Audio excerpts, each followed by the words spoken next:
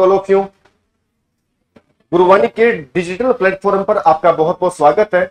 और हम केमिस्ट्री आपसे डील कर रहे हैं और केमिस्ट्री में हम फंडामेंटल बातें डिस्कस कर रहे हैं। हमारा चैप्टर है एटॉमिक स्ट्रक्चर और एटॉमिक स्ट्रक्चर में हमने अभी तक की क्लासों में बहुत छोटी छोटी लल्लू पंजू बातें हमने पढ़ी हैं और आज की जो क्लास है इसमें हाइजेनबर्ग का अनिश्चितता का सिद्धांत हम डिस्कस करने वाले हैं।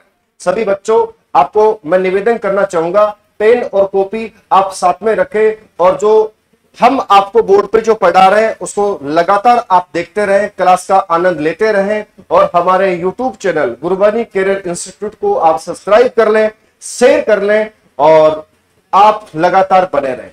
हाँ बेटा बताओ, बेटा लास्ट टाइम कहां तक हो गया था? हाइजेनबर्ग का अनिश्चितता का सिद्धांत, है ना? ठीक है, तो बेटा देखना भाई, समझना एक बात। अबे सुन लो बेटा, बताना परमाणु के बीच में क्या होता है? बोलो बच्चों, क्या होता है? और नाभिक के बाद इलेक्ट्रॉन क्या करता है? लगातार चक्कर लगाता है। नाभिक के बाद इलेक्ट्रॉन क्या करता है? लगातार चक्कर लगाता है। ठीक है, तो चक्कर लगाता हुआ जो इलेक्ट्रॉन होता है, ठीक है, आपको कह दूं मैं, प्रोटॉन, न्यूट्रॉन और इलेक्ट्रॉन वास्तव में क्या होता है? परमाणु के फंडामेंटल पार्टिकल्स होते हैं। परमाणु के फंडामेंटल पार्टिकल्स होते हैं। अब देखना बेटा, इनमें जो मोमेंटेबल होता है, जो गति करता है, जो गतिमान होता है, वो कौन सा होता है? बेटा इलेक्ट्रॉन होता है। ठीक है, तो मैंने कहा कि परमाणु के बीच में क्या होता है? न्यूक्लियस। और न्यूक्लियस के चारों तरफ इलेक्ट्रॉन क्या करता है? जादू बंतर छुमंतर लगातार भागता रहता है। ठीक है, तो बेटा देखना, ये इलेक्ट्रॉन अपने आप में एक पार्टिकल है, अपने आप में एक कण है। बोलो क्या है बेटा जी? कण। और कोई गतिमान कण जब भागता रहता है तो बेटा उसके दो कंटेंट होते हैं, उसके दो चीजें होती हैं, वो मैं आपको क्लासरूम से आज साझा करना चाहता हूं। देखिएगा बेटा, कण जो होता है यदि भाग रहा है तो भागता हुआ कण है, एक तो बेटा उसकी स्थिति होती है, उसकी लोकेशन होती है, ठीक है, और एक बेटा उसका वेग होता है। और इस वेग को बेटा जी मैं यहां पर संवेग बोलना पसंद करूंगा। ठीक है, यहां पर संवेग बोलूं बहुत अच्छी बात रहेगी। तो एक तो स्थिति हो गया और एक क्या हो गया बेटा? संवेग हो गया। ठीक है, स्थिति मतलब उसकी लोकेशन। बेटा समझने की आप कोशिश करें, मेरी भावनाओं को आप समझे। जैसे कोई पार्टिकल जहां पर भी है उसकी लोकेशन, उसकी स्थिति है, तो एक तो स्थिति हो गया और एक उसका संवेग हो गया। देखिएगा, जो गतिशील कण है उसका वेग होता है। बोलो बच्चों क्या होता है? वेग।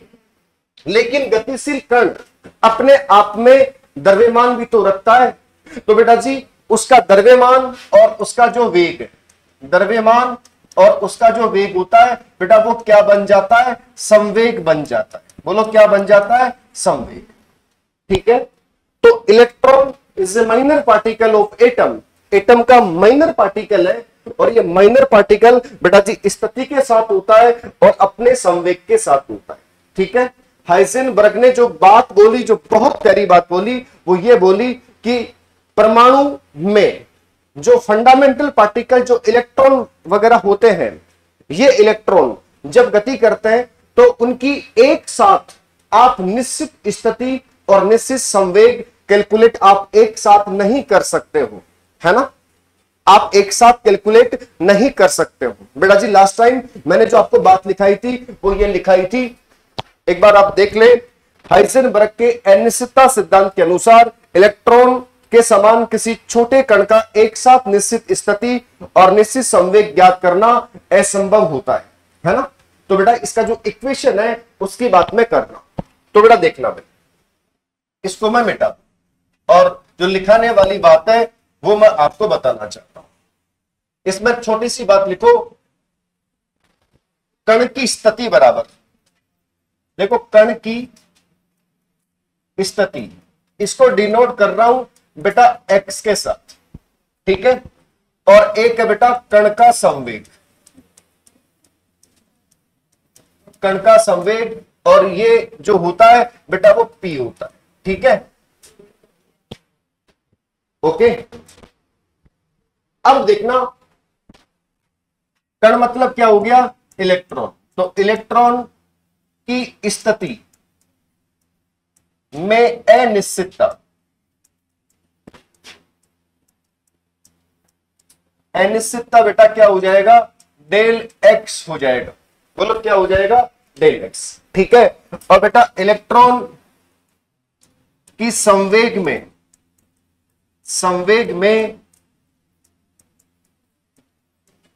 अनिश्चितता जो होगा वो बेटा क्या हो जाएगा, डेल पी हो जाएगा। बोलो क्या हो जाएगा बेटा, डेल पी, है ना।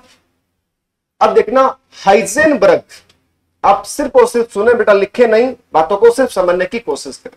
तो हाइजेनबर्ग ने जो अपना अनिश्चितता का जो सिद्धांत दिया, उसका मैथमेटिक फोर्शन या उसका मैथमेटिक रूप ये वाला है, जैसे del x dot del p या तो बड़ा होगा या बराबर होगा, वो बेटा किसके होगा, h/4 पाई के। बोलो किसके बेटा जी, h/4 पाई के। ये हाइजेनबर्ग का अनिश्चितता के सिद्धांत का बेटा फॉर्मेट है। मैं आपको कहना चाहता हूं डेल एक्स क्या हो गया, जरा बोल के बताओ बेटा, स्थिति में अनिश्चितता। और बेटा डेल पी क्या हो गया, संवेग में अनिश्चितता। मेरे बच्चों यहां पर जो ये साइन लिखे हुए हैं वो ये है, या तो ये वाली बात इससे बड़ी है या फिर इसके बराबर, है ना, या तो बड़ी है या बराबर। एग्रीकल्चर के बच्चों पर मुझे बड़ी दया आती है बेटा, देखना ए और बी है, इधर देखना ये वाली बात क्या है, ये वाली बात है ए बी से बड़ा, ये वाली बात क्या है, बी ए से बड़ा। अच्छा बेटा ये वाली बात क्या है, इसमें डबल मीनिंग बात, इसके दो अर्थ। इसका एक अर्थ है या तो ए बी से बड़ा हो, कमॉन बोलिए, या तो ए बी से बड़ा होगा या ए बी के बराबर हो। ठीक है। और इसका मतलब क्या हो गया, इसका मतलब ये हो गया या तो बी ए से बड़ा है या बी ए के बराबर है, यही तो बात है। ठीक है। तो बेटा ऐसे बताओ डेल एक्स और del x dot del p, जो ये वैल्यू है, ये वैल्यू या तो क्या होगी, h/4 पाई से बड़ी होगी और या फिर क्या होगी, इसके बराबर होगी। और ये समीकरण मैं 100% बात बोल रहा हूं, इसको आपको याद करना ही करना पड़ेगा। ठीक है बेटा जी, ये बहुत इंपॉर्टेंट बात। ठीक है। अब देखना इसमें थोड़ा सा बदलाव करने की मेरी इच्छा है, मैं बदलाव जो कर रहा हूं वो ये कर रहा हूं। बेटा देखना संवेग बराबर क्या होता है, जरा आप सब बच्चे मेरा साथ दे बेटा। संवेग बराबर क्या होता है बेटा, वेग इंटू में क्या होता है, द्रव्यमान। बोलो क्या होता है मेरे बच्चों, वेग इंटू द्रव्यमान। यदि एक पार्टिकल मोमेंटेबल है, यदि एक पार्टिकल जब गति करता है तो गति करता हुआ कण खुद का द्रव्यमान भी साथ लेके भागता है। ठीक है। और द्रव्यमान भी साथ लेके भाग रहा है तो उसका वेग और उसका द्रव्यमान यदि मैं उनको गुणा कर दूंगा तो बेटा क्या आ जाएगा, संवेग आ जाएगा। ठीक है। अब देखो मैं यहां पे P बराबर लिख दूं m इंटू वी, बेटा चलेगा क्या। अब मेरी इच्छा है कि मैं इसको डेल पी लिखूं और इसको डेल पी लिखूंगा, तो ये पकड़ो डेल पी। अब डेल पी में बेटा मैं क्या लिखूं, m इंटू, देखो v लिख रहा हूं। अब मेरी बात समझना, मैं डेल का मतलब क्या होता है, अच्छा अंतर होता है। बोलो क्या होता है, अंतर। ठीक है। अंतर किसकी वजह से आए, ये बात समझना अति आवश्यक है। बेटा आपकी स्मृति में ये बात हमेशा याद रखें आप लोग कि P बराबर mv होता है, P बराबर द्रव्यमान इंटू वेग होता है।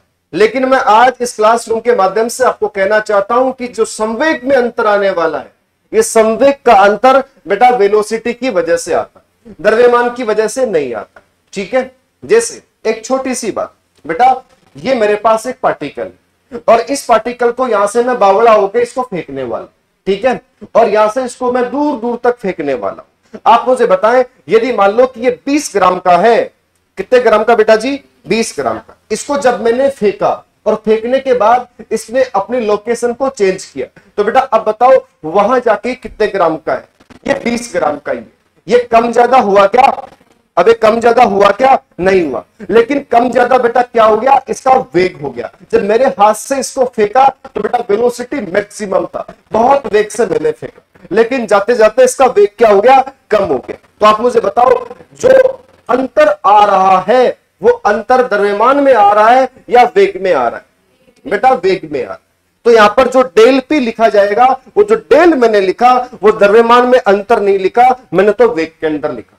अरे बेटा एक बात सोचो, आपके घर वाले कल को बेटा ऐसे कहते गुरुजी हम 50 किलो का बच्चा आपके यहाँ इंस्टीट्यूट में भेज रहे, ठीक है, और आप 50 किलो के बच्चे मेरे पास आ गए, छोटे छोटे बच्चे, मासूम बच्चे, सुंदर सुंदर बच्चे, कितने किलो के? 50-50 किलो के, ठीक है। इंस्टीट्यूट 8 बजे ओपन हुआ, आप लोग क्लास के अंदर बैठे, आपकी 2 बजे छुट्टी हो गई, ठीक है, और फिर बेटा आप लोग घर पे चले गए। बताओ क्या आप 80 किलो के हो जाओगे? क्या आप 20 किलो के रह जाओगे? फिर घर वाले फोन करें गुरुजी 30 किलो बच्चा कहां रह गया मेरा, आज तो घर पे तो 20 किलो बच्चा ही पहुंचा है। ऐसी कोई बात है क्या बेटा जी? मतलब आपकी बॉडी, आपका शरीर, आपका द्रव्यमान तो कांस्टेंट रहा, वो तो कम ज्यादा हुआ ही नहीं, ठीक है। अब बेटा जिस बाइक पे आते हो उस बाइक का अप्रोक्सीमेटली जो मास है उसका द्रव्यमान है, जैसे मान लो कि 1 क्विंटल की बाइक आप यहाँ पे कोचिंग में लेके आए, ठीक है ना, और फिर आप लोग वापस चल रहे, पेट्रोल कम हुआ वो अलग बात है, लेकिन बेटा आप मुझे बताओ अंतर किसका है? अंतर तो बाइक के वेग का है, ठीक है। जब आप तूफानी करना चाहे उस समय बेटा आपने बहुत वेलोसिटी के साथ आपने अपनी बाइक को डील किया, ठीक है।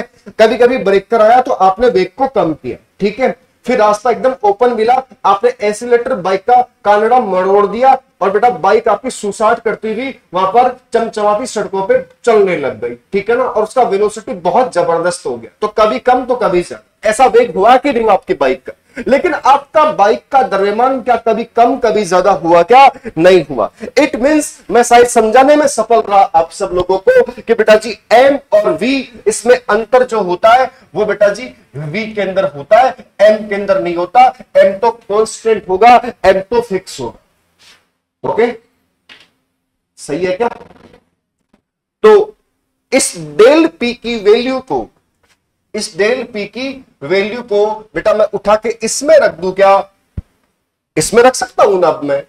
तो बताओ यहां पे क्या समीकरण बना? Del x dot. अब बेटा डेल पी को मैं डेल पी ना बोल रहा हूं, यहां पे मैं डेल पी को बेटा क्या कहना चाहता हूं? एम डेल वी कहना चाहता हूं। तो यहां पर मैं इसको बोल दूंगा एम इंटू डेल वी, और या तो ये क्या होगा? बड़ा होगा, और यह क्या होगा? बराबर होगा। बेटा किसके होगा? h/4 पाई के होगा, h/4 पाई के होगा, ठीक है। अब देखो ये भी इक्वेशन हो सकता है क्या? अरे बेटा ये बात भी हो सकती है क्या? अब मेरी इच्छा है कि बेटा मैं तो m को यहां पे रखना ही नहीं चाहता, मैं तो यहां पे इस जगह इसको देखना ही नहीं चाहता, मैं इसको बेटा यहां इधर भेजना चाहता, ठीक है। तो बताओ ये बात इस तरीके से भी लिखी जा सकती है क्या? डेल एक्स, मैं तो एम को यहां पर देखना ही नहीं चाहता, मैं तो इसको यहां से भगाना चाहता हूं, मैं तो इसको इधर लाना चाहता हूं। तो बताओ डेल एक्स डॉट क्या हो जाएगा? उधर क्या बच जाएगा मेरे बच्चों?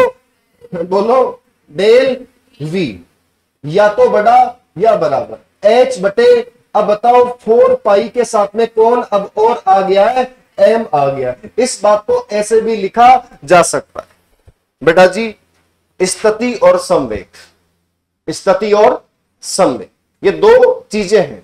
किसके लिए? परमाणु के नाभिक के बाहर मोमेंटेबल इलेक्ट्रॉन के लिए, मोमेंटेबल इलेक्ट्रॉन के लिए। आप एक साथ स्थिति में और संवेग में जो निश्चितता है वो ज्ञात नहीं कर सकते, है ना, और एक साथ ज्ञात नहीं कर सकते हो। ये बात इतिहास के पन्नों पर बेटा सबसे पहले बताने वाले वैज्ञानिक का नाम बताओ? हाइजेनबर्ग। कौन बेटा? बोलो हाइजेनबर्ग। हाइजेनबर्ग का जो इक्वेशन है that is very important, very important बेटा जी, एग्जाम के अंदर ये पूछा गया सवाल है। मैं आपको कहना चाहता हूं सन 2020 के आसपास जेईटी एग्जाम के अंदर डायरेक्ट इस फॉर्मूले को क्वेश्चंस में मेंशन किया गया था, ये पूछा गया था निम्न में से कौन सा हाइजेनबर्ग थ्योरी है, हाइजेनबर्ग सिद्धांत है, और उसमें ये वाला ऑप्शन बिल्कुल ठीक था। तो क्या सब मेरे बच्चे इस इक्वेशन को याद कर चुके हैं क्या? एक बार जरा बोल के बता दो मेरे को। Del x dot del p या तो बड़ा होगा या बराबर होगा, किसके होगा? h/4 पाई। बोलो बेटा किसके? h/4 पाई के। किसी को दिक्कत है? बेटा जी हम जो ऑब्जेक्टिव क्वेश्चन जो पढ़ेंगे उसके अंदर देखना बेटा, जैसे आपको या तो दिया गया होगा स्थिति में अनिश्चितता, और आपको क्या पूछ लेगा, संवेग में अनिश्चितता पूछ लेगा, ठीक है, या फिर आपको ये बात दे रखी होगी और ये बात पूछ ली गई होगी। और बेटा एच तो प्लांक नियतांक तो कांस्टेंट है, 4 कांस्टेंट है, पाई कांस्टेंट है। बचपन से बेटा यहाँ आपके गुरुजी बार डालते आ रहे हैं कि पाई का मान कितना होता है, 22/7 होता है, ठीक है ना। बताओ किसी बात की कोई दिक्कत आ रही है तुम्हारे को? अबे सब ठीक है, वेरी गुड बेटा, आपका बहुत बहुत स्वागत है। आप जल्दी से इसको उतार लें, ठीक है। जो चीजें आपको पढ़ाई जा रही है, आपको बताई जा रही है, बहुत सुपर डुपर बातें हैं एटॉमिक स्ट्रक्चर की, और हाइजेनबर्ग का अनिश्चितता का सिद्धांत, उसकी हमने बहुत बेसिक बेसिक बातें आज यहाँ पे क्लासरूम में डिस्कस की हैं। वेरी इंपॉर्टेंट है, याद रखना ही रखना है। और कल की क्लास में बेटा हम लोग डी ब्रोगली को डिस्कस कर चुके हैं। डी ब्रोगली बहुत प्यारा आदमी था, ठीक है ना। उसने क्या बोला था जरा मुझे बताने की कोशिश करो, बताओ समीकरण क्या था? लेमडा बराबर h/p, h/p या h/mv या mc। Very good. मोबाइल की स्क्रीन पर जो बच्चे हमें देख रहे हैं, आप धैर्य बना के रखें, आपको वीडियो क्वालिटी बहुत जबरदस्त मिलने वाला है, कंटेंट आपको बहुत जबरदस्त मिलने वाला है। अभी तो सिर्फ शुरुआत, और बाकी आप देखते जाएं होता है क्या। हम धीरे धीरे ऑनलाइन प्लेटफॉर्म को बहुत स्ट्रांग बनाएंगे, बहुत स्ट्रांग बनाएंगे। और जीवन के अंदर एक बात फिक्स है, जो काम करना है वो करना ही, और जो काम करना है उसको दमदार करना है, ये हमारी आदत है ना बेटा। और बताओ बच्चों, वैसे सब कुछ ठीक है ना? गर्मी वर्मी नहीं है? और रिजल्ट का वेट भी है कि तुम लोगों को? भाई जैसे आप काफी ऐसे बेसब्री से इंतजार कर रहे हो, हाय मेरा रिजल्ट कहां है तू, ऐसे तो कोई बात नहीं है, आ जाएगा भाई, जल्दी आ जाएगा ना। दूध का दूध और पानी का पानी जल्दी हो जाएगा। क्यों भाई आशीष? किसी के कितने जुड़ रहे हैं, किसी के कितने जुड़ रहे हैं? जो जुड़ रहे हैं वो किसी जगह कैद है ना, किसी जगह कैद है, दुनिया के सामने आ ही जाएंगे। चलो भाई, मैं तो मिटा रहा हूं चीज को, मिटा दो बेटा, हाँ चलो ठीक है। हाँ बेटा, अब देखो हम एकदम नई और ताजा बात पढ़ेंगे, सुनते हो? एक बार सब बच्चे अटेंशन हो जाओ, ठीक है, और अटेंशन होकर के अपने बुद्धि क्षमता को ठीक कर, क्लास के अंदर अपनी आत्मा को लेके आओ और बोर्ड की तरफ ध्यान देने की कोशिश करो, और अपने सुंदर सुंदर नेत्रों को बेटा इधर बोर्ड की तरफ ही रखो, साइड में मत देखो, ठीक है। आपसे सुंदर कोई नहीं इस दुनिया के अंदर, ठीक है। अब देखो बेटा इधर एक छोटी सी बात, अब सिर्फ और सिर्फ समझाने की बात चलेगी क्लास के अंदर, ठीक है। आप कलम को विराम दे दे, लेकिन कला को शांत कर दे, और सिर्फ क्लास के अंदर देखते बोर्ड की तरफ आप देखो। क्लास में आज बहुत मजा आने वाला, क्लास के अंदर बेटा आज बहुत आनंद बरसने वाला, ठीक है बेटा। समझ लो एक प्यारी सी बात लिख रहा हूं बेटा, क्वांटम संख्या। बोलो बेटा क्या लिख रहा हूं? क्वांटम संख्या, है ना।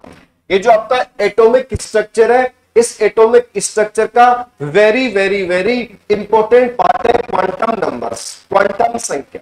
आज की क्लास में हम क्वांटम संख्या के बारे में सारी बकवास करेंगे। आज क्वांटम संख्या के बारे में तमाम बातें अपन सीखेंगे। मैं आपसे आशा ही नहीं बल्कि पूर्ण विश्वास इस बात का रखता हूं कि क्वांटम संख्या आपको ऑलरेडी थोड़ी बहुत आती है ना। छोटा मोटा आपका सुना हुआ चैप्टर है, सुना हुआ टॉपिक है, लेकिन क्वांटम संख्या आज मैं बेटा चुटकियों के अंदर क्वांटम संख्या को पूरी को डील करने वाला, ठीक है। तो क्वांटम संख्या एक्चुअली होती क्या है उसकी बात अपन खुल के करते हैं, नए अंदाज के साथ में करते हैं। आप लोग धैर्य रखें।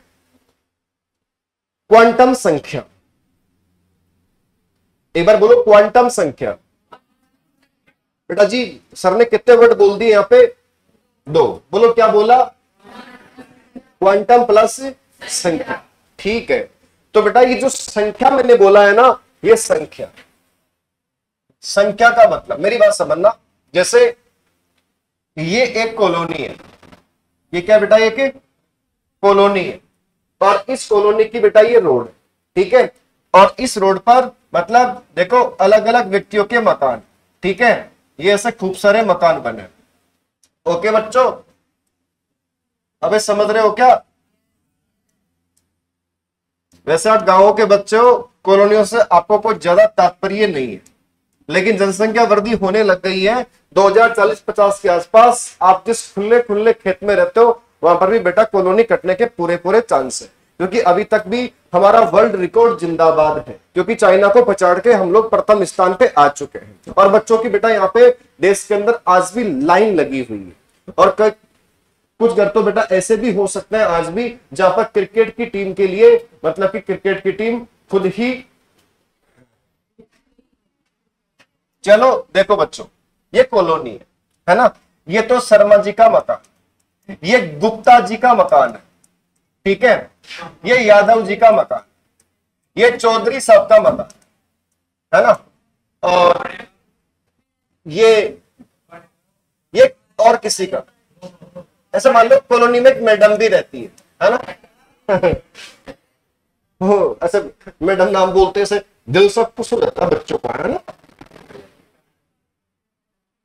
ये मैडम का मकान, ठीक है, ये किसी सर का मकान है, ओके, समझ रहे हो, ये किसी बैंक वाले का मकान है, ओके ओके बेटा जी, ये किसी टीचर का मकान है, ओके। अब देखना बेटा, जैसे आप लोग पता है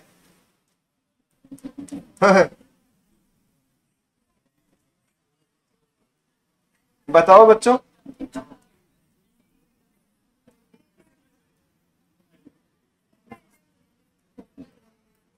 बेटा जी देखना,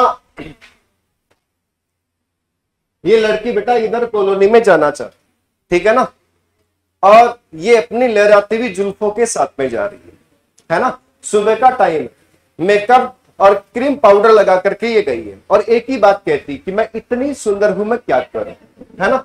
और बेटा जी ये चलती चलती चलती बेटा कभी तो शर्मा जी का मकान पूछती है, कभी गुप्ता जी का मकान पूछती है, कभी चौधरी साहब का मकान पूछती है, ठीक है ना।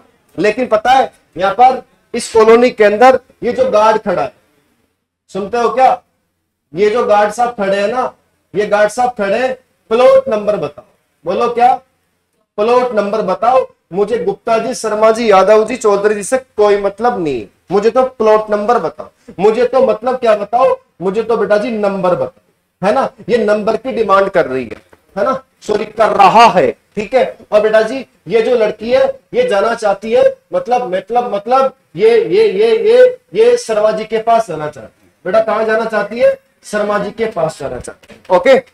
अब इसको तो जाना तो शर्मा जी के पास है, लेकिन बेटा जी यहाँ पर ये जो गार्ड साहब है ये बोल रहा है मुझे नंबर बताओ, मुझे मैडम नंबर बताओ, है ना। फिर ये कहती है मुझे शर्मा जी बताओ, मुझे शर्मा जी बताओ, ये कहता है मुझे नंबर बता दो, ठीक है। ऐसा करते करते बहस होने लग गई, है ना। अब देखिएगा इस पूरी कॉलोनी में प्लॉट नंबर दिए गए, प्लॉट नंबर 1 हो गया, 2 हो गया, 3 हो गया, 4 हो गया, 5 हो गया, 6 हो गया, 7 हो गया, 8 हो गया, 9 हो गया और 10 हो गया, ठीक है। मतलब अब शर्मा जी, गुप्ता जी, ये सब चीजें खत्म हो गई हैं, और इनको सिर्फ और सिर्फ क्या दे दिए गए हैं, नंबर दे दिए गए। यदि ये मैडम यदि ये पूछ ले कि मुझे प्लॉट नंबर 1 में जाना है, तो गार्ड साहब बोलेंगे आपका बहुत बहुत स्वागत है शर्मा जी के मकान में, ठीक है। इसका मतलब ये नंबर की डिमांड कर रहा है, इसका मतलब पूरी कॉलोनी जो है बेटा उसको सिर्फ और सिर्फ किससे सेट कर दिया गया, नंबर से सेट कर दिया गया, ठीक है। बेटा जी एक दंपति के 10 बच्चे, कितने बच्चे हुए, 10 बच्चे, ठीक है। और 10 बच्चों के अंदर मेरे को एक बच्चा मिला, मैंने पूछा बेटा तू बड़ा है, उसने कहा नहीं। मैंने कहा छोटा है, उसने कहा नहीं। मैंने कहा फिर कौन है, उसने बोला 8वें नंबर का हूं। मतलब वो बच्चा अब अपने आप को 8वें नंबर का दुनिया में बता रहा है। इट मींस कि मतलब बच्चों को किससे गिना जा रहा है, नंबरिंग से गिना जा रहा है, ठीक है। आपका नाम बेटा जी श्यामलाल है, ओके, क्या नाम है आपका, श्यामलाल। 100 बच्चों की क्लास के अंदर तुम लोग आ गए हो, आपकी धमाकेदार एंट्री हो गई है, आज आपका पहला दिन है कोचिंग में। आपको बेटा किस नाम से आज पुकारा जाएगा, श्यामलाल के नाम से, ठीक है। लेकिन बेटा जी जब आपका पूरा मैनेजमेंट किया जाएगा आपको रोल नंबर दिए जाएंगे और श्यामलाल के रोल नंबर 76 दे दिए गए। अब बेटा कोचिंग का मैनेजमेंट आपको श्यामलाल बिल्कुल नहीं करेगा, आपको बेटा क्या बोलेगा, रोल नंबर 76, और क्लासरूम के अंदर सर आकर के बोलेंगे रोल नंबर 76। इतने में श्यामलाल जी क्या करेंगे, यस सर। इट मींस आप सब बच्चे और आप सब बच्चों को अब किससे जाना जा रहा है बेटा, नंबरिंग से जाना जा रहा है। कम ऑन, देखिए बेटा ये वाली बात समझ आ गई कि तुम्हारे को, ठीक है। अब बेटा देखना,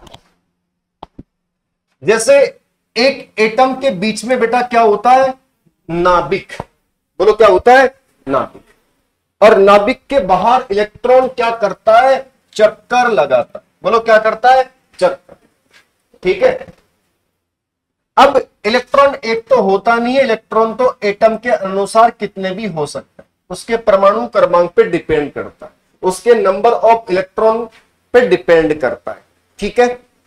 तो क्वांटम नंबर्स एक्चुअली क्या है, क्वांटम नंबर्स नंबर्स हैं, क्वांटम नंबर्स संख्याएं हैं, और वो संख्याएं इलेक्ट्रॉन के बारे में संपूर्ण जानकारी देती है, इलेक्ट्रॉन्स के बारे में संपूर्ण जानकारी बच्चों देती है।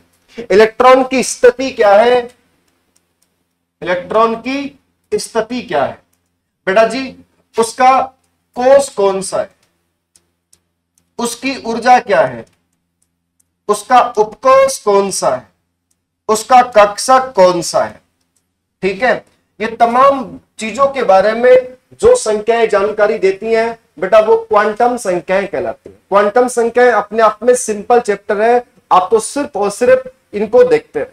मैं इतना वादा और वचन आपसे करना चाहता हूं कि क्वांटम नंबर्स आपको कभी जीवन में समझ में नहीं आया तो मैं क्वांटम नंबर्स को समझाने के लिए ही पैदा हुआ, ठीक है।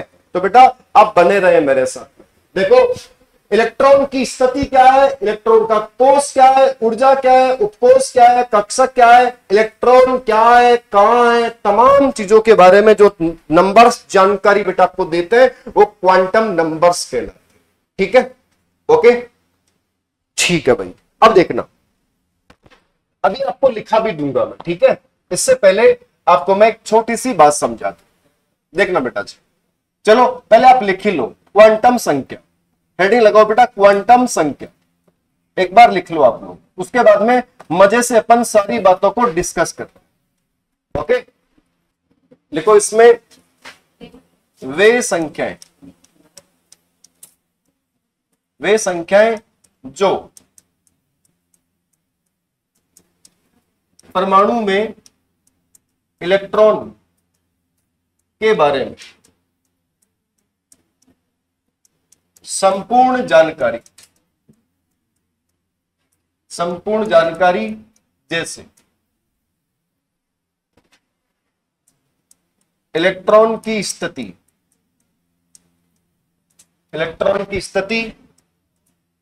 उसकी ऊर्जा, ठीक है, मतलब वो कौन से कोष में, कौन से उपकोष में, कौन से कक्षक में, उसका क्या चक्रण हो रहा है, ठीक है, इत्यादि के बारे में जानकारी देती है, क्वांटम संख्याएं कहलाती, क्वांटम संख्याएं कहलाती है ना।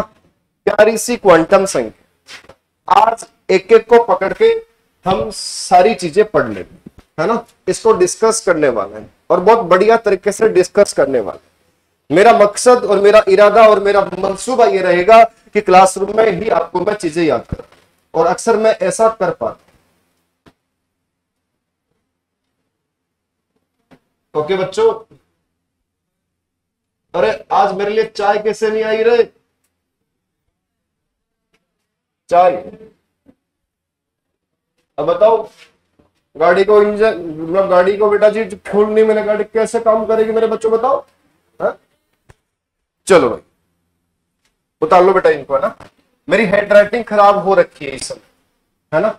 मुझे यहाँ पे लिखने की आदत पहले ना थी, अब बेटा जी मैं आदत में हूं, धीरे धीरे इन सब चीजों को अपन सुधार करेंगे और मोतियों की तरह हेड राइटिंग मेरी हो जाएगी, है ना। अब देखो कोशिश करता हूं बेटा ना, मैं थोड़ा जल्दी लिख देता हूं।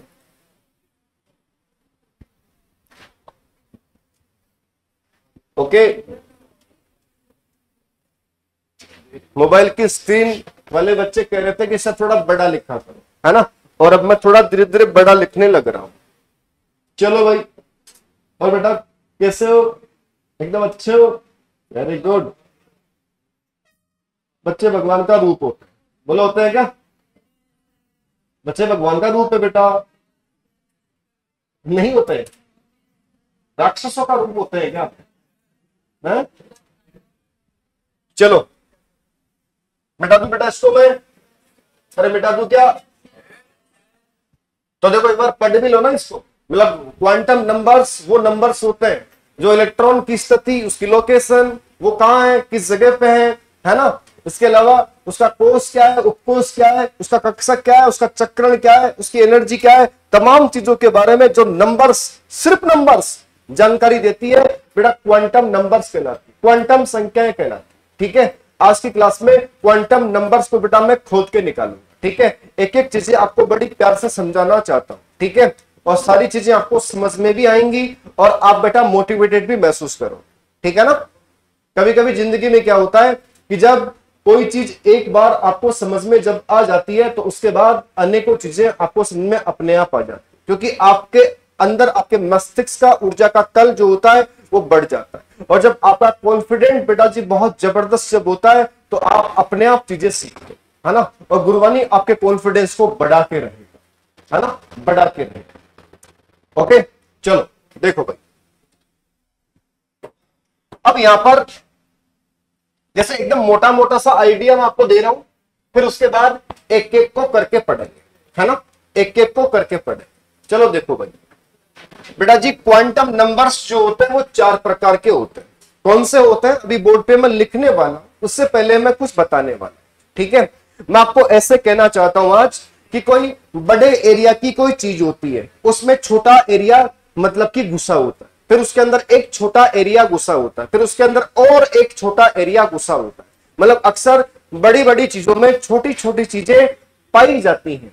बोलो पाई जाती है क्या? चलो अब बच्चों जैसे देखना, सारे जहां से अच्छा हिंदुस्तान हमारा, है ना। जैसे ये तो हमारी पृथ्वी, बोलो क्या है हमारी पृथ्वी, प्यारी सी पृथ्वी। और इस पृथ्वी पर बेटा हमारा ये कौन है? ये हमारा भारत।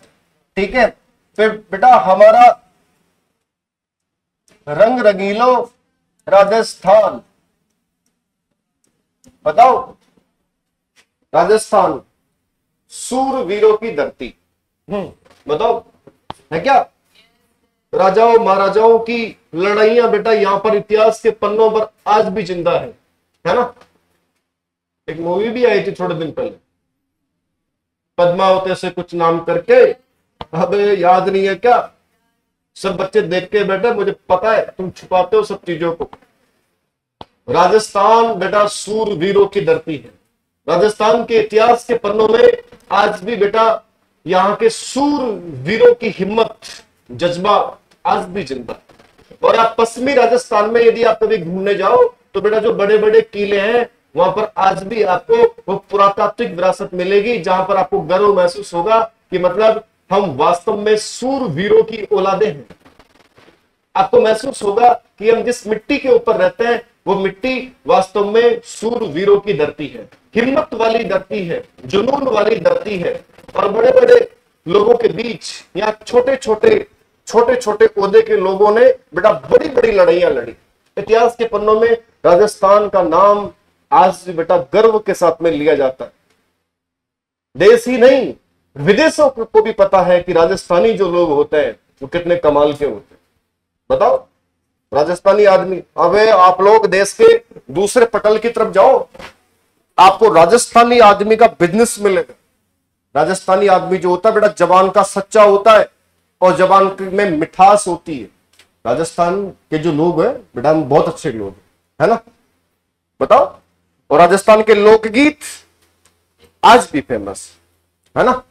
मतलब कितनी टेर है उनके अंदर, कितना रस है बेटा हमारा राजस्थान संस्कृति के अंदर, बोलो है कि नहीं है।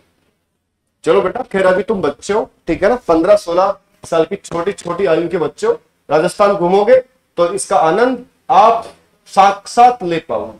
ओके चलो देखो, अब पृथ्वी में कौन था, मैं नहीं पर भारत।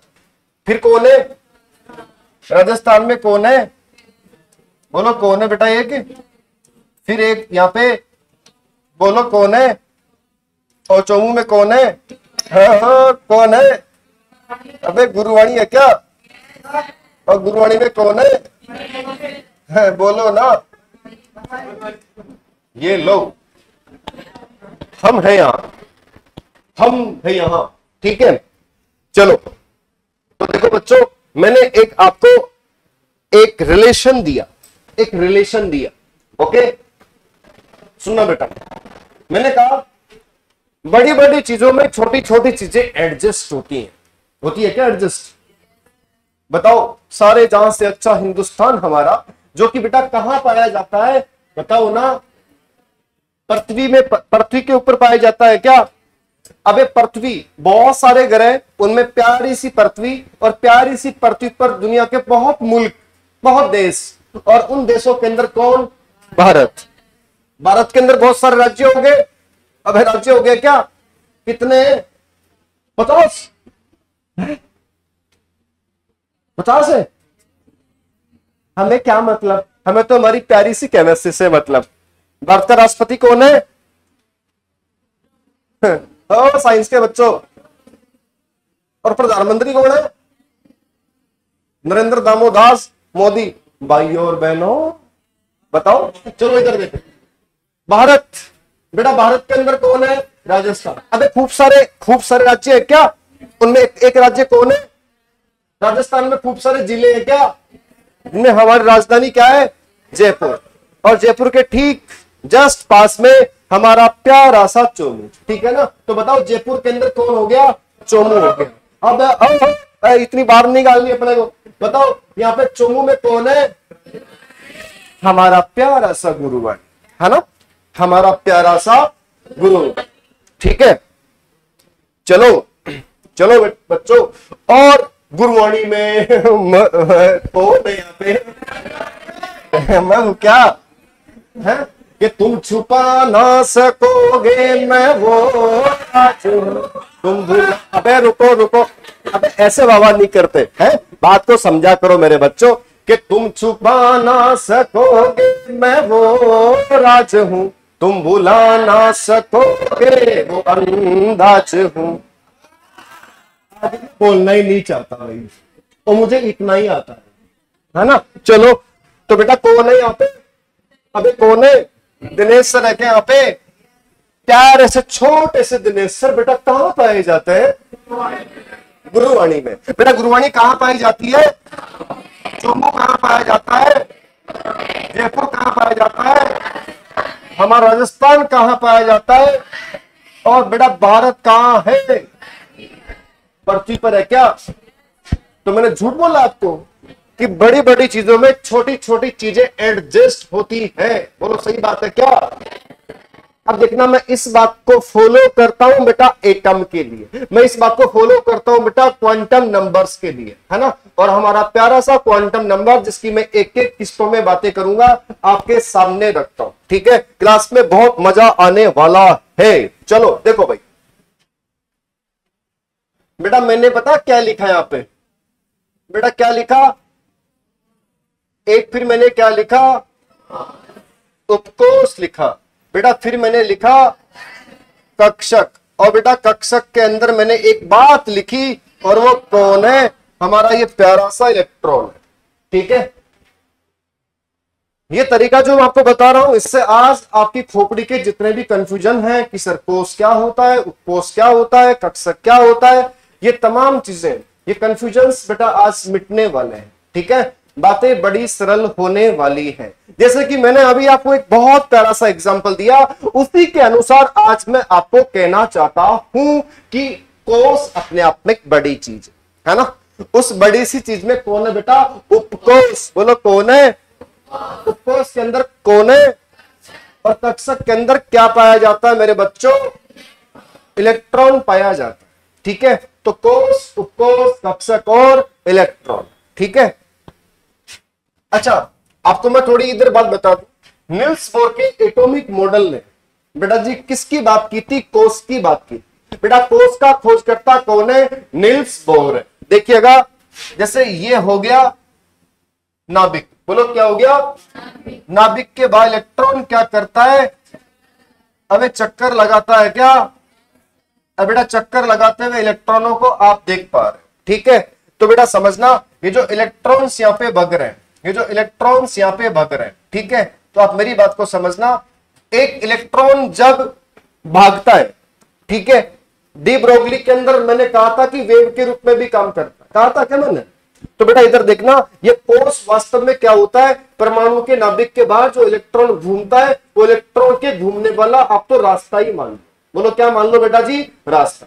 ठीक है, और बेटा समझना, जैसे इलेक्ट्रॉन के घूमने का रास्ता ये वाला हो गया, तो इलेक्ट्रॉन यहाँ पे घूम रहा है और इस जगह पे घूम रहा है, तो बेटा ये क्या हो गया? उसका कोष हो गया। इलेक्ट्रॉन यहाँ पे घूम रहे हैं, तो बेटा यहाँ पर भी क्या हो गया? इसका कोष हो गया। मैं तो आज आपको कहना चाहता हूं कि इलेक्ट्रॉन के पाए जाने की जो प्रायिकता होती है, इलेक्ट्रॉन जिस जगह पर होता है, जिस जगह पर होता है बेटा, उस जगह का नाम कक्षक होता है। बोलो क्या होता है? कक्षक। ठीक है, कक्षक किसके अंदर है? उपकोष में, और उपकोष किसके अंदर है? कोष के अंदर। ठीक है, चलो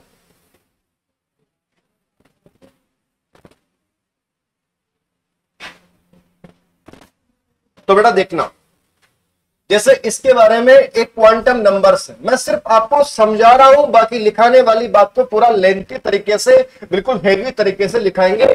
मेरा मकसद रहेगा कि क्वांटम नंबर्स का कैसा भी क्वेश्चन, ठीक है, आपका गलत नहीं हो, चाहे वो कितने भी डेप्थ लेवल के अंदर आए, ठीक है, उसको अपन यहाँ पे बहुत बढ़िया तरीके से मैनेज करें। ठीक है, पता है एक छोटी सी बात, जेईटी और सीयूईटी,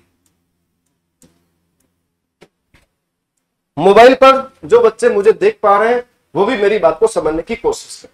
बिल्कुल प्यारी सी बात बोल रहा हूं और ऑथेंटिक बात बोल रहा हूं और तार्किक बात बोल रहा हूं। मान लो एक बच्चा, ओके, एक बच्चे के दिमाग के अंदर ये है, मैं इस कोचिंग में चला जाऊं, मैं उसमें चला जाऊं, मैं उसमें चला जाऊं, मैं उसमें चला जाऊं, मैं उसमें चला जाऊं। और प्रत्येक बच्चा, जैसे कोचिंग है A B C D E, आजकल तो बहुत सारे ऑप्शंस होते हैं, ठीक है। अब मान लो कि जो कोचिंग इंस्टीट्यूट्स है, जेईटी और सीयूटी का जो सिलेबस है, मान लो कि सीयूटी का सिलेबस, इस सीयूटी के सिलेबस में चैप्टर के नाम पे ही सिलेबस करवाया गया, ठीक है। जैसे मान लो आपको बेटा बहुत सारे कोचिंग्स ऐसे भी मिल जाएंगे, है ना, जो सीयूटी का सिलेबस जो भी है उसमें चैप्टर का हेडिंग लगा दिया, और हेडिंग लगाने के बाद उसमें जितने भी टॉपिक होते हैं उन टॉपिकों को डिस्कस नहीं किया गया, वो शॉर्ट तरीके से पढ़ा दिया गया। और शॉर्ट तरीके से पढ़ाने के बाद, जैसे मान लो एक सीयूटी का एक क्राइटेरिया है, आपको इतना सा सिलेबस करवाया, बोलो कितना सा करवाया गया? इतना सा, मतलब ये तो आप है, ठीक है ना, और आपको इतने दायरे का सिलेबस करवाया गया, एजी में, बायो में, केमिस्ट्री, ठीक है, समझना भाई मेरी बात। फिर जो ये आपकी रानी सीयूटी, रानी है आपकी, तो क्या है, तो बताओ इसका पेपर आया और इसका पेपर बेटा इस दायरे का, है ना, ये तो क्या था, आपके कोचिंग ने जो काम किया वो था। और सीयूटी में जो पेपर आया वो सीयूटी का पेपर इस लेवल का हो गया। तो बेटा कितने एडवांस फीचर्स बेटा उस पेपर के अंदर मिले आपको, इतने एडवांस फीचर्स यहाँ पे इस पेपर के अंदर मिल गए। बताओ, फिर अब आप एग्जाम हॉल के अंदर बैठे हैं, और एग्जाम हॉल के अंदर बेटा आप लोग बताओ क्या करोगे? आप लोग पता है क्या करोगे? आप लोग सिर्फ और सिर्फ वहां पर लोगों को गिनोगे, ठीक है ना। ओके, देखो कितना उदास बच्चा बैठा है, बताओ कितना उदास बेटा, क्या हो गया तेरे को आज? देखो सबसे बड़ी दिक्कत सीयूईटी का, मान लो ये सिलेबस यदि इस दायरे का करवाया जाए और पेपर इस दायरे का है, तो बताओ कितना मजा आ सकता है एक बच्चे को? आ सकता है ना। बेटा जी सीयूईटी एग्जाम, सीयूईटी एग्जाम अभी 2024 का पेपर लगा। गुरबानी का जो नोट्स है आप देख लीजिएगा, गुरबानी के नोट्स में जो आपको कंटेंट मिलेगा वो बहुत लेंथी मिलेगा, है ना, बिल्कुल लेंथी मिलेगा।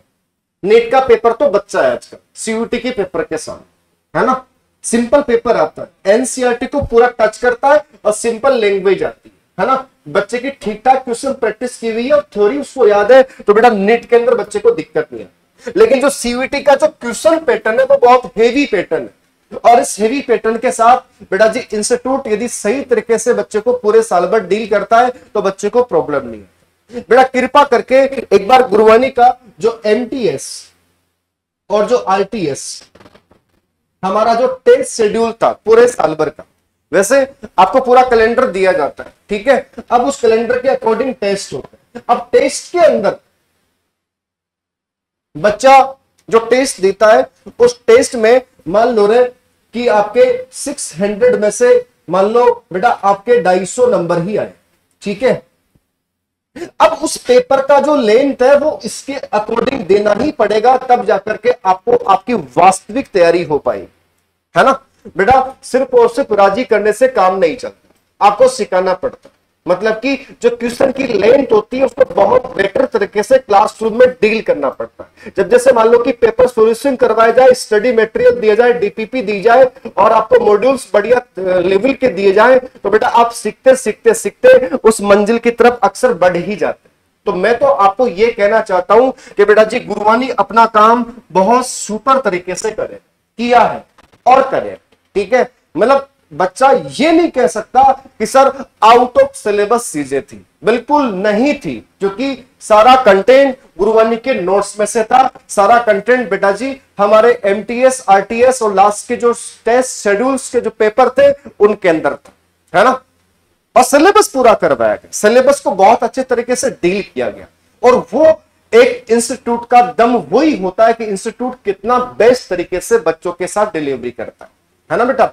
तो बेटा आप निश्चित कर रहे हैं आपके साथ बहुत बहुत बेस्ट डील होने वाली है, और ऑनलाइन वाले बच्चे बेटा आप चीजों को रेगुलर रखें। यदि आपको केमिस्ट्री के अंदर बहुत बलवान होना है तो मेरी क्लासेस जो हैं उनको बेटा आप रेगुलर देखते रहें। केमिस्ट्री के बेसिक कॉन्सेप्ट जब हमारे धीरे धीरे क्लियर होंगे वैसे वैसे केमिस्ट्री के अंदर हमारी पकड़ मजबूत होती जाएगी। बस आपको मैं भरोसा ही दिला सकता हूं, और बाकी काम तो आपको करना पड़ेगा, मतलब आपको पढ़ना पड़ेगा, ठीक है बच्चों।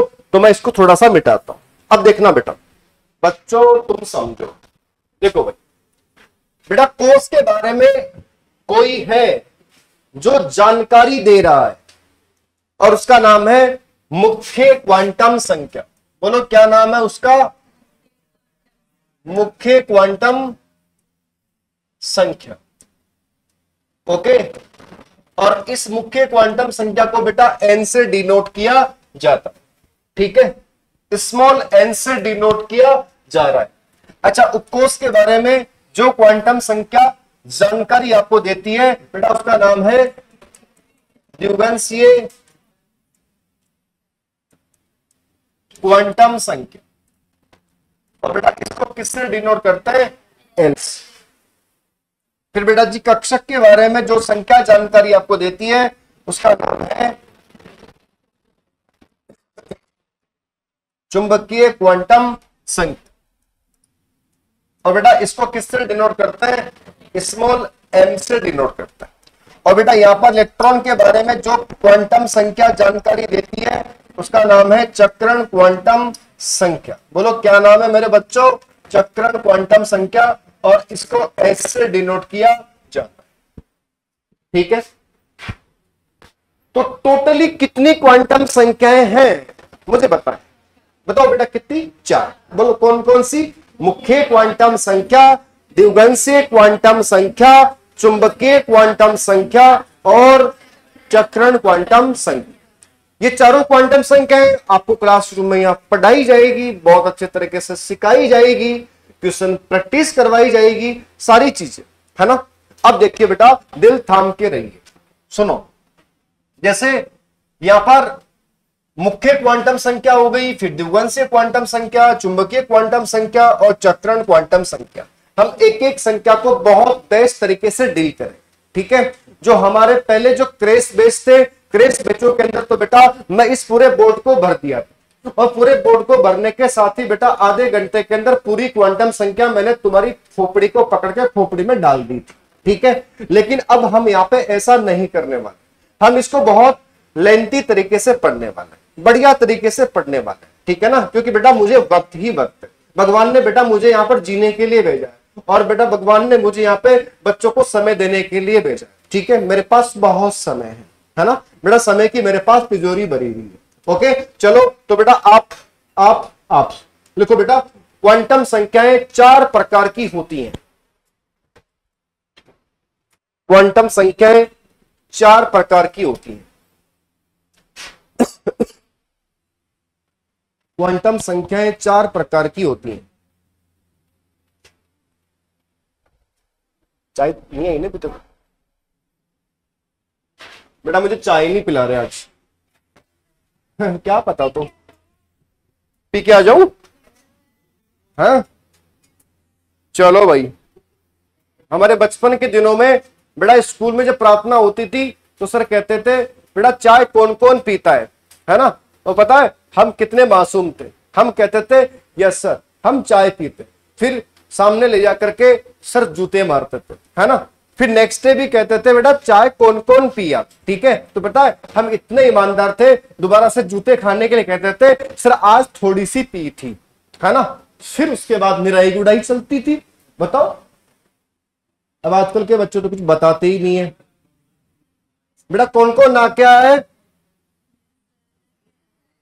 और कौन कौन बिना नहाया है आज। चलो देखो क्या लिखा आपने, क्वांटम संख्याएं 4 प्रकार की होती हैं, ठीक है। पहले एक बार इनको लिख डालो, ऐसे कैसे लिखो बेटा ना।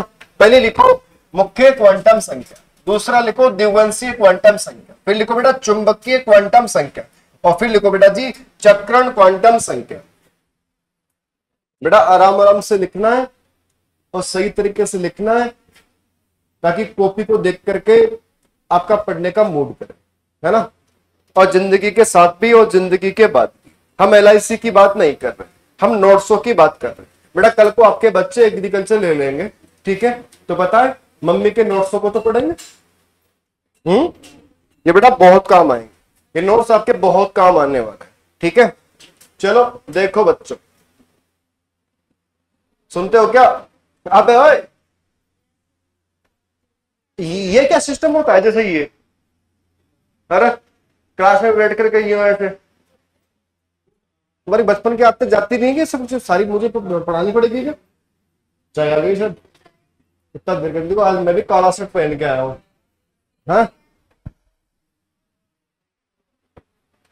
चलो, रंग काला मेरा रंग काला है, एक गाना आया था ना इसे।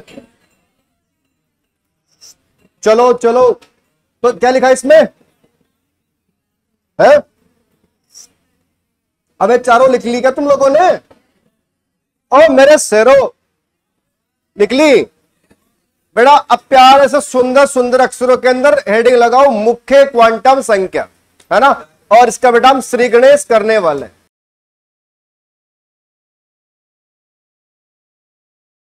मुख्य क्वांटम संख्या,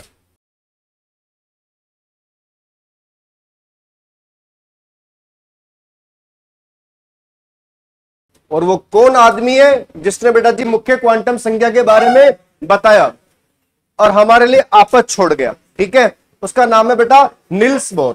तो इसमें लिखो खोजकर्ता बराबर निल्स बोर।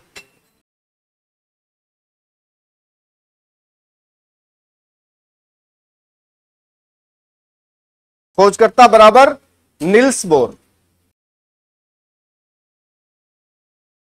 ओके, पहले मैं चाय पी लूं एक बार, फिर उसके बाद हम स्टेप बाय स्टेप आगे बातें डिस्कस करते रहेंगे। चलो बच्चों, अबे सुन भी लो तुम लोग। अब देखो इधर, कम ऑन बेटा बोर्ड की तरफ आओ ना एक बार, चाय पिलाऊंगा तुम्हारे को मैं? नहीं पिलाऊंगा।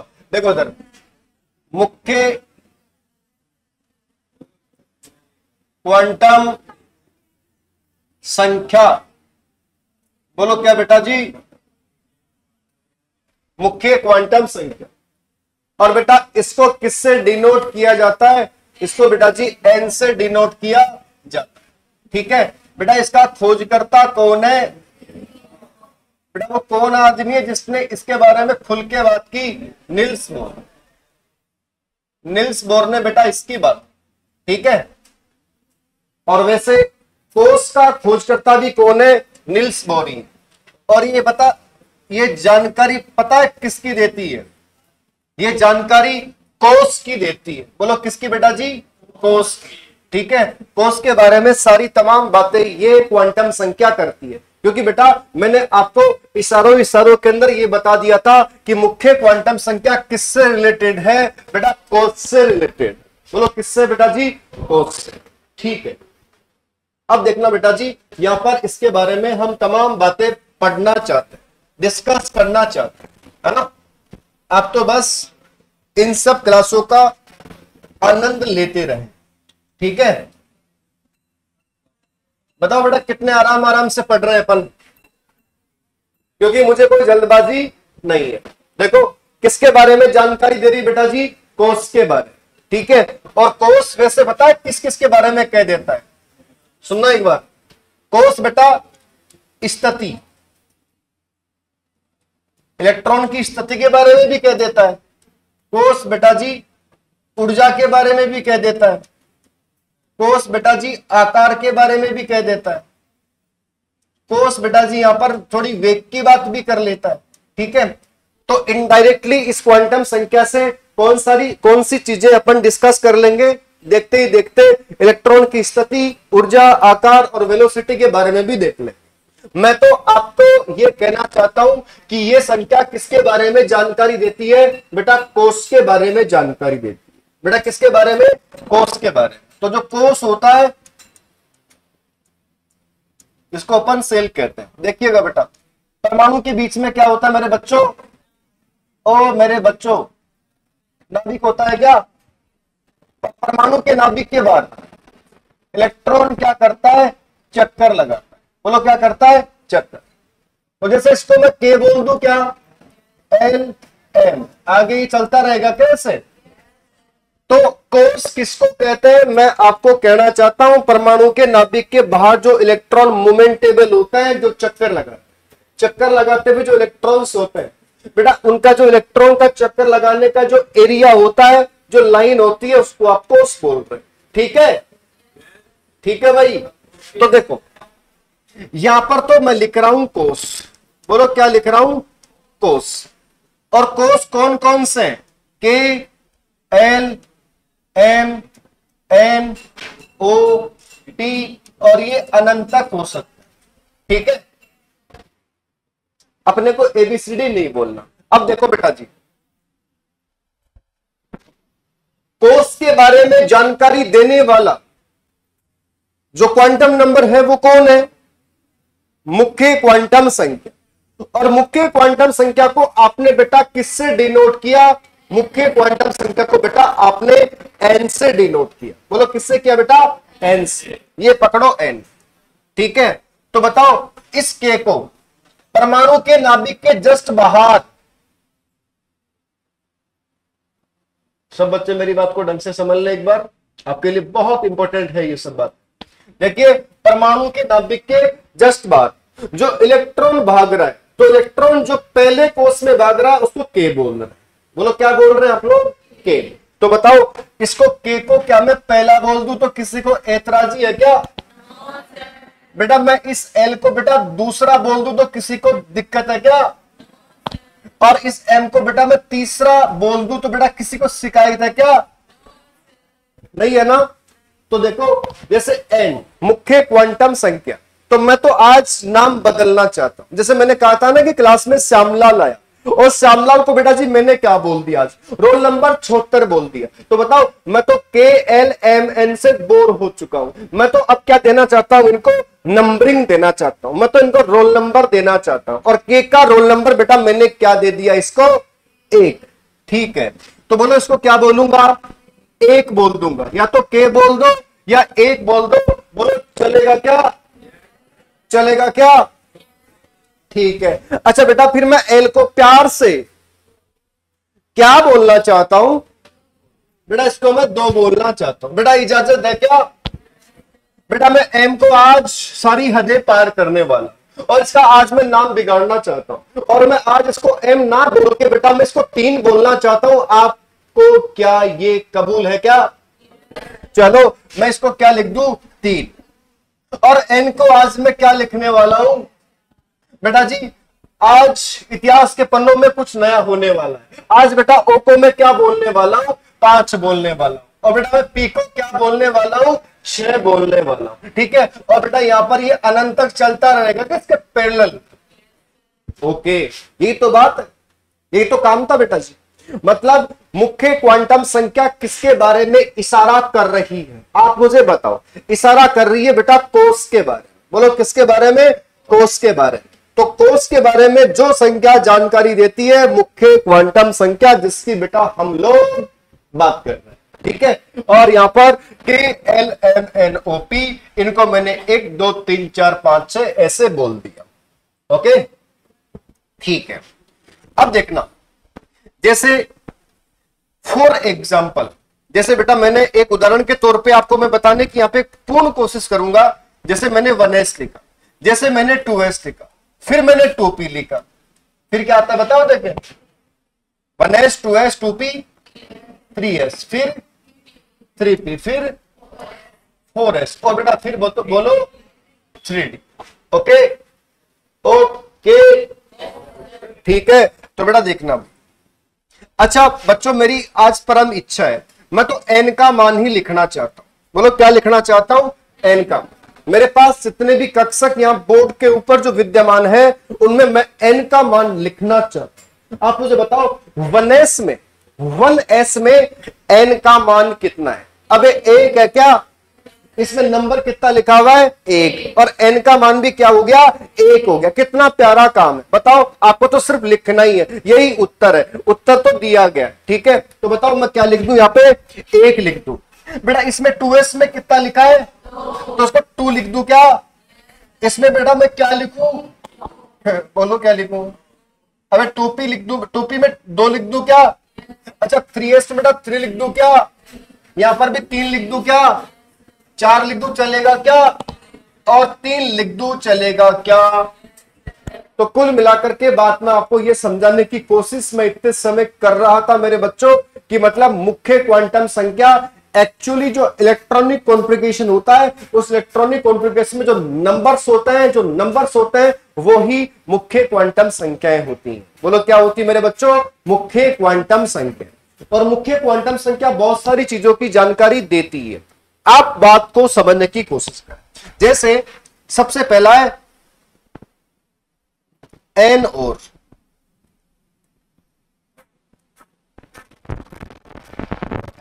परमाणु आकार, मतलब त्रिज्या। मतलब परमाणु आकार में और n में क्या संबंध होता है, क्या रिलेशन होता है, उसकी बात यहां पे करना। तो बेटा देखना, मुझे परमाणु की त्रिज्या का फॉर्मूला चाहिए, और आपको क्या परमाणु की त्रिज्या का फॉर्मूला याद है मेरे बच्चों? परमाणु की त्रिज्या का फॉर्मूला दिमाग पटल वापस खोलो पेजों को दिमाग से और मुझे बताओ। बोलो क्या होता है, मैं बता दूं आपको। R बराबर 0.529 इंटू में L² बटे Z। और ये जो वैल्यू बेटा जो भी आई आपके सामने, ये वैल्यू बेटा किसमें, L। ठीक है, तो बेटा आप मुझे बताओ यहां पर मैं रिलेशन क्या लिख रहा हूं, R समानुपाती N²। इट मींस N का मान बढ़ेगा तो बेटा R का मान भी बढ़ेगा। अर्थात मुख्य क्वांटम संख्या के बढ़ने पर बेटा त्रिज्या का मान, आकार का मान अक्सर क्या हो जाता है, बढ़ जाता है। ठीक है। जैसे जैसे बेटा क्या बढ़ेगा, एन का मान, एन क्या होता है, मुख्य क्वांटम नंबर होता है, ठीक है। और मुख्य क्वांटम संख्या बेटा बढ़ेगा तो बेटा आर का मान क्या होगा, बढ़ेगा। ये बातें तुम्हारे सामने लिखी पड़ी, किसी को एतराज है क्या बेटा? ये आप एक काम करें, मजे से बेटा पहले उसको उतारे, फिर इसको उतारे, फिर इसको उतारे, और बाकी की बातें हम बेटा हमारे नेक्स्ट एपिसोड में करें, है ना। अगली बात हम करते रहेंगे। बस आपको मैं कहना चाहता हूं, आज कौन सा वार है बेटा, और बेटा न्यू बैचेज,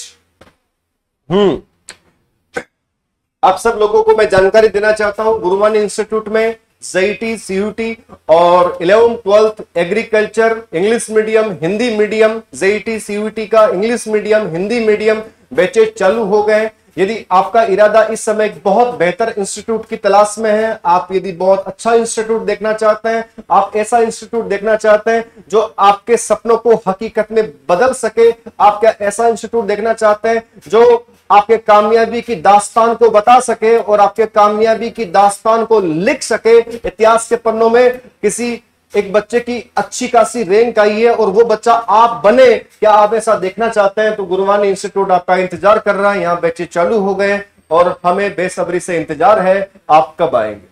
ऑनलाइन वाले बच्चों, मेरे को मोबाइल स्क्रीन पे तुम देख रहे हो बेटा, मुझे साक्षात भी आप देख लो, एक बार यहाँ पे आ जाओ और यहाँ पे विजिट करो, और विजिट करने के बाद यदि आपको लगे कि गुरुवाणी इंस्टीट्यूट एक बहुत दमदार इंस्टीट्यूट है, गुरुवाणी इंस्टीट्यूट बहुत क्वालिटी इंस्टीट्यूट है और यहाँ का मैनेजमेंट, यहाँ का स्टाफ, यहाँ की टीम पूरी डेडिकेशन यदि करती है, तो आप एडमिशन लें। आपका बहुत बहुत स्वागत है। कल मिलते हैं इसी समय और इसी वक्त अगले एपिसोड में, तब तक के लिए सावधान।